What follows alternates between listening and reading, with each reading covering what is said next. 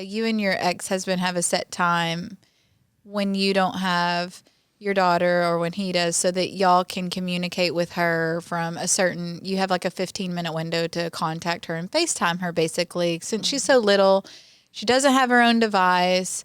And so that was just the way that you guys can make sure you can check in with her if you want to that day. It's an option. Right. Right.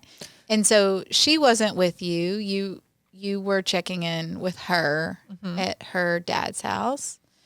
And tell me if I'm wrong or anything. So you asked her if she wanted you to come see her at gymnastics. Yes, because she's been going like on her dad's night. So I do 50-50. So like Monday, Tuesdays are his days every week, and Wednesday, Thursdays are mine. And then we flip flop every weekend. So every week that she has gymnastics, she's with him. There should never be a time or a place where my daughter is scared to talk to me because of how you're going to treat her or react, or clearly probably what you guys have been saying, you know, behind closed doors. So she says, no, I don't need you. She says her name and just says, you know, Miss L takes me. And so I said, well, she's not your mom. So I'm going to go to gymnastics. And she goes, well, she is my mom. I said, no, she's not. So that's just like a little, like a gut punch. Yeah. But yes, she's only 5. And so, I mean, it's but probably hard not to take it she goes, personally. well, I mean, she didn't know any better, but Yeah, you of could tell course. it's not coming from her. It's coming from the people around her. And she's being fed that, because how is she going to know about a stepmom, or how is she going to know about, oh, well, my daddy's getting married and, you know, and she's going to be my stepmom. And so it hurt me, right? It hurt me. Whenever I had my first son and I was in a, you know, we've never gotten along.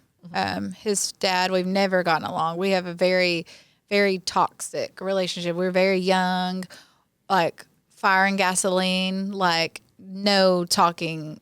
We couldn't. And so he had to get a phone at like 5 years old. And I didn't want to do that, but we didn't have those stipulations in place where I could check on him and make sure he was okay. So I feel for you on that one, because they're so little. Yeah. You know what I mean?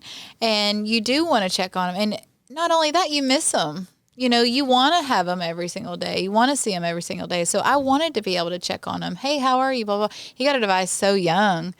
And I didn't want to do it, but it was just like, and at the time, it wasn't like our phones now. It was just a call phone. Yeah. You know what I mean?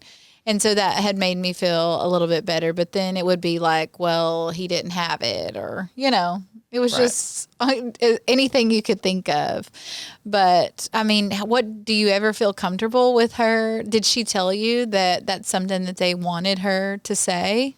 I don't ask her questions like that. Yeah, because you don't want them to feel like you're pressing them. No. When she came home, all I said to her is I sat her down and I said, look, the other day when you told mommy that you didn't want me to go to gymnastics because she takes you, I said, that hurt me. I said, you know, like, that wasn't kind to say. I'm like, you know, it's okay for both of us to be there. It's okay for you to talk to me in front of your dad or in front of her. I don't ever want you to feel uncomfortable. And if you are being made to feel that way, then you need to let mommy know, you know, because she's 5, you know what I mean? And so it was just kind of short, sweet, but like to the point. And I kind of gave the example of, you know, the situation in our household. And I'm like, you know, sometimes, you know, that's okay. Like, you see how, you know, Elle calls me mommy sometimes or whatever. I always correct her and tell her, no, I'm Miss Megan. You have a mom, because I know what that feels like. And even though I don't even know her mom, like I've met her one time, I know what that feels like and what's being done to me from the other side. And I refuse to do that to somebody else. That's why I co-parented beautifully with Cheris for 20 years, because I always respected her as DJ's mom. I'm just not being respected by a woman and a man, my ex, that, you know,